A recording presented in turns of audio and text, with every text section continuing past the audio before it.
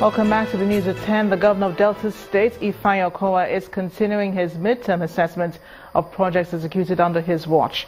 His next port of call is Anyocha North and South local government areas, where he inspected and commissioned various projects across both local government areas. These activities are coming against the backdrop of the celebration of the second anniversary of the Okowa administration.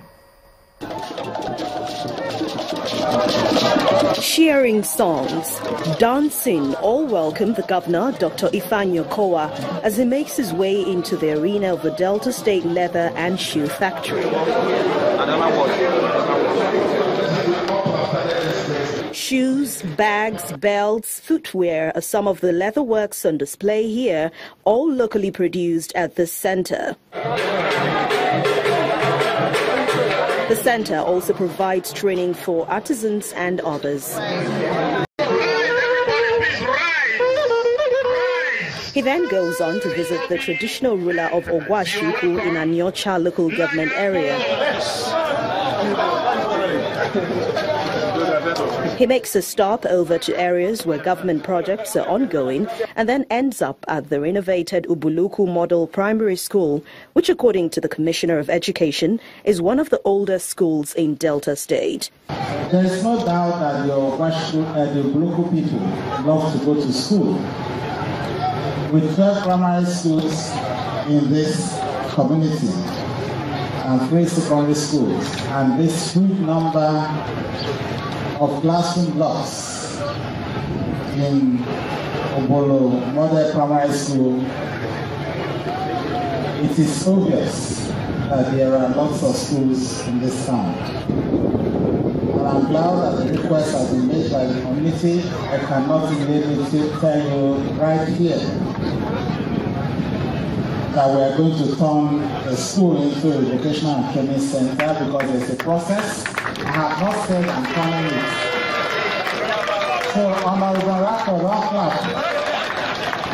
So, the governor finally touches Iseluku, where the road leading to the technical college is still under construction.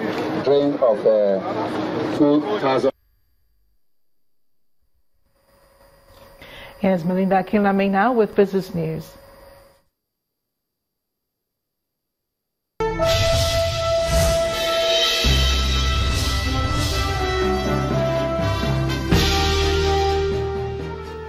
Thank you, Amarachi. Welcome to Business News. Nigeria will exit the present economic recession stronger with the new Economic Recovery and Growth Plan policy. This assurance is coming from the Minister of Industry, Trade and Investment, Mr. Okechukwu Inilama, at a presidential policy dialogue session organized by the Lagos Chamber of Commerce and Industry. According to him, the whole objective of the plan is to restore growth, invest in Nigerians, and build a competitive economy. This is a gathering of key players in government and the private sector as both parties seek to cement partnerships with each other and drive economic growth. The chairman believes there is need for bold policy reforms to boost growth once again, but these constraints must be addressed. The cyclical challenges of an oil-based economy which continue to limit our economic potential, the failure of the public service to provide on a consistent basis, an improving basis, an enabling environment for citizens to conduct their business, and the self-serving attitude of those in power. These are not the only impediments.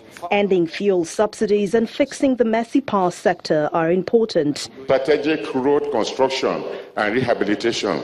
Also, the issue of tax is another important thing, that there should be harmonization of tax and regulatory charges. And then also we believe that the policy consistency, if we can have it. The complaints may have been made, but the Minister of Industry, Trade and Investment says the government has made progress with business registration and visa on arrival, but is committed to walking the talk with its new Economic Recovery and Growth Plan policy. In order to achieve these objectives, we are prioritizing 5 areas or 5 sets of actions. 1, to stabilize the macroeconomic environment, achieve agriculture and food security, ensure energy sufficiency in power and petroleum products, improve transportation infrastructure, and drive industrialization, especially leveraging our SMEs. Is the chamber convinced with the reassurances? You know, CAC, there's no delay in registering your company now. You can even, sometimes you can get visa at the airport. There are a lot of things that are going on. And this is why we organize this presidential dialogue, so that people will know. Information is vital, so that people will know what is going on in the country. As the dialogue comes to a close, many here expect that policies from the government will be consistent so that economic progress becomes measurable. The Asset Management Corporation of Nigeria has saved about 2,000 jobs in Arik Air and another 2,400 jobs in aero contractors following an intervention in the affairs of the two airlines. This was revealed by the ANCON Executive Director, Mr. Aminu Ismail, who says direct interventions are sometimes necessary in the aviation, energy and power sector. The bulls maintained their stronghold in the equities market on Thursday as the market year-to-date record hits 5.93%. PC Adebayo tells us more.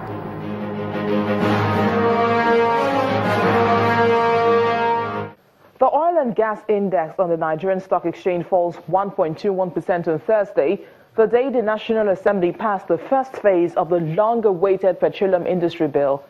Despite this sectoral decline, the winning streak continues, with the oil share index adding 0.64% to close at 28,467.61, and total market value surged to 9.84 trillion naira. Financial services stocks maintained their lead in top trades as Access Bank pulled over 106 million units in transactions, followed by GT Bank and Diamond Bank. 30 companies appreciated in price against 14 others as the market breadth closed positive. UAC properties settles at 2 naira 14 kobo, having jumped the most by 9.7%. Livestock ticked 8.5%, while GlaxoSmithKline appreciated by 5%. On the other hand, PZ declined by 6.1%, topping the losers chart, and followed by Mobil and Honeywell Flour. And that's it on the stock market reports. I am BC Adebayo. The sharp fall in global oil prices weighed on European stocks today, while it was a mixed trading day in Africa. Here are some of the numbers from the global stage.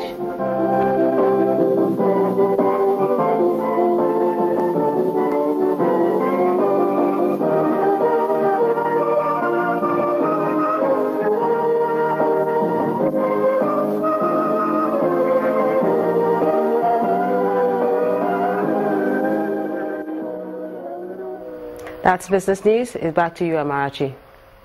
Thanks a lot, Melinda. The chairman of Dangote Cement PLC, Aliko Dangote, has presented reports of the company's performance in the year ending 2016, which saw revenues going up by 25%, representing 615.1 billion naira.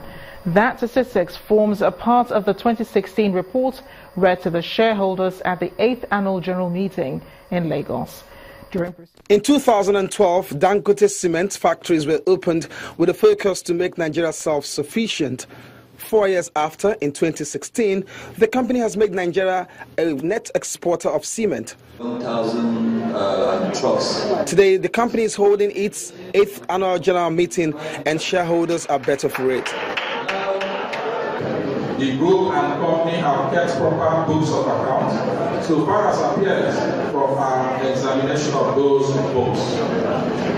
The group and the company's financial position, statements of profit or loss, and comprehensive income are in agreement with the books of accounts and return. We're actually not sitting, we're sort of like a race. Any year we declare a result, we don't want to come the next year and declare even a result matching that. We want to do better. And I'm sure you have seen that in the first quarter. When Africa's richest man sits on the board of your company, your guess is as good as mine. 8.50 kobo is payable today as dividends to shareholders for every 50 kobo share held. I think this is one of the best dividends in Nigeria, and it is a consistency with Dangote Cement. They have been paying shareholders very good dividend. By the time that Julius Berger finish our terminal in Apapa, we will be in a position to export at least about 4 million tons out of Nigeria. Nigeria will be the one of the largest exporter of cement. Actually, not one. They will be the largest exporter of cement in sub-Saharan Africa. Sales volume for the year ended stands at 23.6 MT, a percentage growth of 25%. Revenues hit 615 billion naira. There's also a 4.5% increase in earnings per share, a spread into 10 countries and still counting. Management says the company's growth trajectory stands robust against odds. Indomie Instant Noodles is gearing up for the 2017 Indomie Independence Day Awards. At a press conference in Lagos, the Public Relations and Events Manager, Tope Ashiwaju, of the parent company, Pt.3 Foods PLC, says the award recognizes children for acts of courage and remarkable achievements. It's another opportunity to reward ordinary people in society, this time children, for acts that are extraordinary. Some management and staff of Indomie and Pt.3 Foods PLC are at this press conference to say what the award is all about. Indomie is the leading brand of instant noodles in the Nigerian market. A senior official of the company believes the Independence Day Award is another way to give back to consumers. Children are our core target audience. They are the brand loyalists. They are the ones that love Indomie. So, and of course, by virtue of being children, they are the future of the society as well. So we feel that we needed to create a platform which inspires the next generation to actually display virtues and characteristics of bravery and selflessness. Further light is shed by the Public Relations Manager of the parent company, Pt.3 Foods PLC. The criteria are properly spelled out. It has to be, one, something that is worth emulating. It has to be a challenge that, it's not as if maybe somebody told you to doing it. It has to be something that is spontaneous. It has to be something that we all do and will agree that, yes, it's a totally different thing from what any other Nigerian child will react to. So those are what we reward, and of course we give kudos to as a brand. A previous winner of the 2012 edition, Princess Esson, won for an act of bravery. Indomie helped me get back on my feet after the incident because everything was missing. Indomie is just wonderful. And I've been so recognized. It needs to be popular. Another way of corporate social responsibility as the organization and the public waits to see who emerge winners of the 2017 Indomie Independence Day Awards. Policy inconsistency, low patronage and inefficient supply chain management has been identified by pharmaceutical manufacturers in Nigeria as a bane of the nation's industry. The president of the Pharmaceutical Manufacturers Group in Nigeria, Mr. Okechukwu Akpa, said this in Abuja at a forum to address some of the challenges facing the group. Access to potent and affordable medicine has been described by some medical experts as the bedrock of a strong healthcare system, and the lack of it as a major contributing factor to Nigeria's weak healthcare system. Members of the Pharmaceutical Manufacturers Group and the Private Sector Health Alliance in Nigeria are in this hall to brainstorm on how to improve access to medicines using effective supply chain management.